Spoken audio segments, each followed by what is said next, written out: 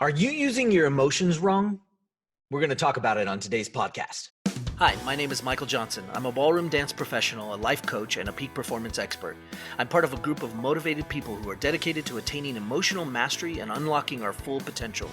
We've realized life is a dance. The ups and downs can spin you out of your mind, but it's time to take back control. It's time to become a lifer.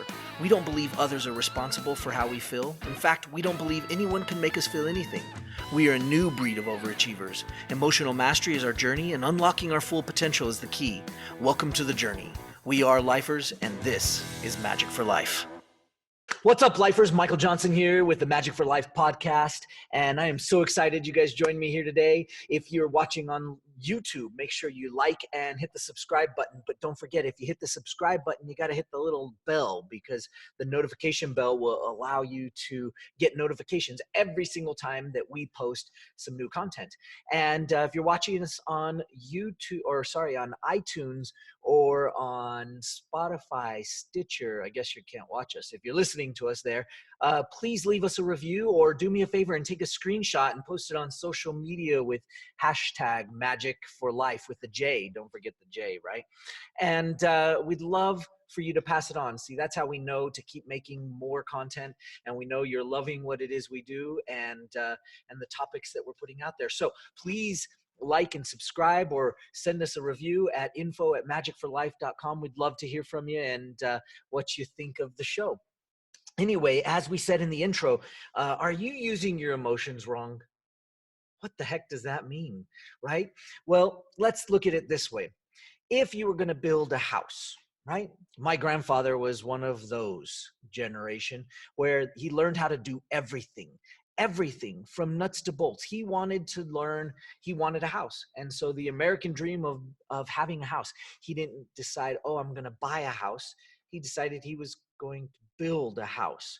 And so he didn't know how to build a house. So he learned how to build a house. So he went around town and watched builders build a house, and he got to be friends with them, and he learned how to do plans, and he bought a magazine at the store about plans for architecture, and learned how to draw up the plans and the blueprints. I mean, we're talking nuts to bolts. Like, he learned how to do everything, and he didn't know how to do electrical, so he went over to a build site and learned from somebody how to do electrical. And so then he was like, okay, I've got that down, and how do I put up the frame of a house? So he went and found some other framers and said, okay, how do you do that? And he had to learn how to do concrete, because he needed to lay the concrete and the foundation for the house.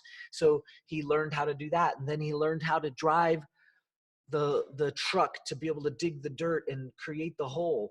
I mean, he literally did the whole thing. And then he'd get his buddies to come and help him, and he'd feed them, and he'd say, hey, if you come and help me, I'll feed you dinner and whatever. And so his friends and buddies would show up, and they would start uh, to help him and help him do little pieces and phases of it. And he'd go and learn everything: the plumbing, the electrical, the how to put a roof on.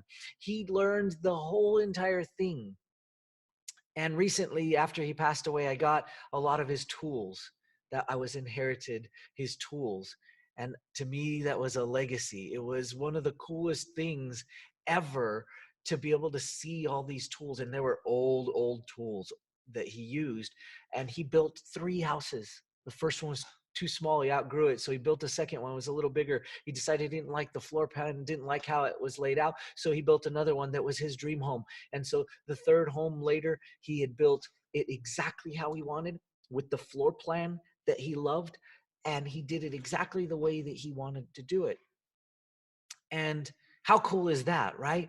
Now, what's the point? Well, along the way, he started using tools that he'd never used before. But he went and he learned how to use that tool. And little by little, he upgraded his operating system to be able to understand how to use that tool. How cool is that, right? He didn't know how to use a backhoe, but he learned how to use it by going and talking to experts and people that did it and were doing it at the time. He didn't know how to do electrical, and he got shocked a lot. But he figured out how to do the electrical and make sure that he did it to code, so that he could get the inspectors to come and pass his code or his electrical work. And he did that. Now, along the way, you start to get these tools and you start to learn how to put the house together, essentially. But if he would have used a hammer to screw in a screw, that wouldn't have worked very well. And so along the way, he basically had to learn how to do it. Now, I mean, I understand that's the simplistic approach, right? But we all know how to use a screwdriver, and we wouldn't look at a screw and go, oh, let's get a hammer. Although I've been tempted at times because it didn't have a screwdriver. And so you looked at it and well, I wonder if I could bash this in, right?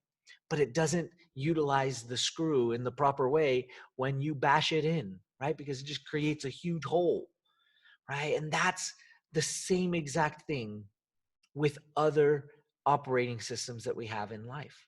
And that's just kind of how it is. So if I take a screw and I bash it in with a hammer, yes, it will go in, but it's probably going to create a really big hole. And maybe the screw isn't going to operate in the same function that it needed to, right? Because it needed the threads. And so by threading it in, it actually creates some stability and you can't pull the screw out. You have to unscrew it, right? So we know innately, for the most part, that you shouldn't use a hammer to put in a screw. You need a screwdriver. But putting in a screwdriver, well, what happens when you're building a house and you're putting in a screw about 100 billion times? That's probably not that, but you're putting in a lot of screws and you have to do it over and over and over again. If you had to do it by hand, that would be brutal. Now, there are some instances where doing that by hand is the only way possible, but you learn really quickly that if you can get a drill bit that has a screwdriver on the drill bit, you can put it in the drill and use an electric drill to screw in the screw. So it gets more efficient. That's called upgrading your operating system, right? Now, what am I getting at? Are you using your emotions wrong? Are you using a hammer to screw in a screw? You see, nobody along the way taught you how to use your emotions. Or maybe you had one great teacher in high school, or maybe you had one great mentor along the way that suggested this, or maybe you took one class at one point. But guys, our emotional operating system, our operating system as humans is complicated. Have you not noticed how complicated we are? People operate these days on 5 or less emotions every week. In fact, think about it right now. Take some inventory, and I'd love to see you put it in the comments below. What 5 emotions, or any emotions really, maybe you use more than 5, but what emotions do you use on a weekly basis? I would love to see it. Please comment below. I use these emotions on a weekly basis. Any of them. What do you use? You see, sometimes people think that the emotions they're doing are coming from the outside, but they're not. They're coming from the inside. Guys, you're doing your emotions. So wouldn't it be beneficial to learn how to use your emotions? Now, guess what? Each emotion is like using a screw or a nail, or different kinds of nails, or maybe a sink, or maybe a anchor that you would put to hang a picture with. There are all sorts of different tools that you can use. But sometimes you need a different tool for a different process, right? If you have a nail, you want a hammer. If you want a screw, you need a screwdriver. If you want to cut a pipe, you need a pipe cutter. But you could try to do it with a saw. And yeah, that works. And yeah, you can do it. But a pipe cutter sure makes the job easier. So you want to upgrade, right? Yes, you could dig the hole to build the house, and you could use a shovel, but that might take you a really long time. Instead, you might want to actually get a backhoe because you can move a whole lot more dirt, right? Using the right tool for the right job makes all the difference in the world. So let me ask you guys, are you using your emotions wrong? Maybe you need a better tool. Maybe if you upgraded your operating system, you would be right on the track to being able to live a life that you've never dreamed of. and that you need to start dreaming of, right? Because what if your world right now, the way you see it, the way you operate in it, the way you experience your world, what if you're doing it wrong? Man, that would change everything, wouldn't it? It would change everything. Because if you could use a screwdriver instead of your hand to screw in the screw, that would be better. If you could use a drill to screw in the screw, that would be even better. Now, you still haven't addressed whether it was a Phillips head or a flat head, right? Gosh, use the right tool. Guys, it is so important. Are you doing happy right? Wait, what? Are you doing sad well? When you do depressed, are you doing it correctly?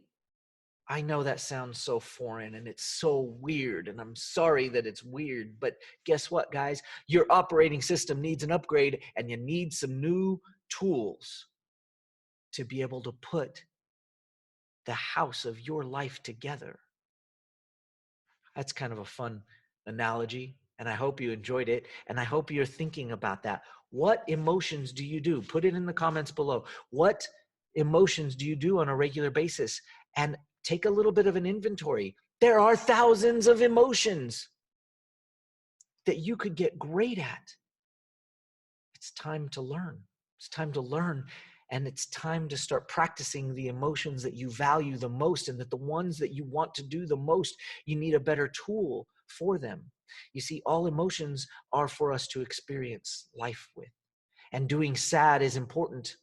And doing grief is important. And doing happiness and excited is important. And there's all sorts of different flavors of those. And you need to learn how to do them, how to turn them on, how to turn them off, how to utilize them in the right situation, how not to use one tool over and over and over again for the wrong situation.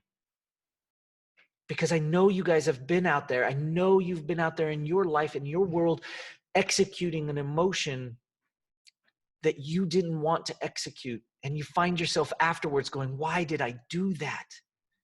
Maybe you used anger when anger wasn't necessary. Maybe afterwards you looked at it and you went, why did I do anger there? Now, you might not be using that language, but I'm using that language to try to open up your mind. Why did I do anger in a situation where calm would have been perfect? Why did I open my mouth while I was feeling one way that wasn't appropriate? Because later I came to find out that I misinterpreted it and had the wrong view or the wrong perspective. We do it all the time. We do it all the time, and none of us are perfect at it. So I don't mean to claim that that's the end goal, but learning how to execute your emotions and use your emotions well happens to be really important. Right? But in order to do that, you're going to need better tools. You're going to need to upgrade your emotional operating system. Anyway, I'd love to hear in the comments. Let me know what emotions you use on a regular basis. If you do know what emotions, think about it. What was the last emotion you used and it wasn't the one you should have used? Hindsight is beautiful. We learn a lot from it. So look back at your last week and go, yeah, you know what? I used an emotion there that I shouldn't have used. I'd love to hear about it. Comment in the comments below. We read all of them. And as usual, if you have any questions, send them in to info@magicforlife. I'd love to hear from you. Send them in. And don't forget to like and subscribe on the YouTube channel. And if you're listening on iTunes or Spotify or Stitcher or Google Play, wherever you're listening to your podcast, please take a screenshot and show it on social media. Hashtag Magic for Life and Lifers for the win. Oh, baby. That's what I'm talking about. We'll see you guys on the next podcast. Take care. Happiness is a choice. Sadness is a choice. All emotions are a choice. Sometimes doing our emotions doesn't seem like it's our choice, but it is. You have control. You are the captain of your ship, and you must learn how to be the best captain you can be. Let me show you how. Pick up your free copy of my new book, Every Minute, at everyminutebook.com.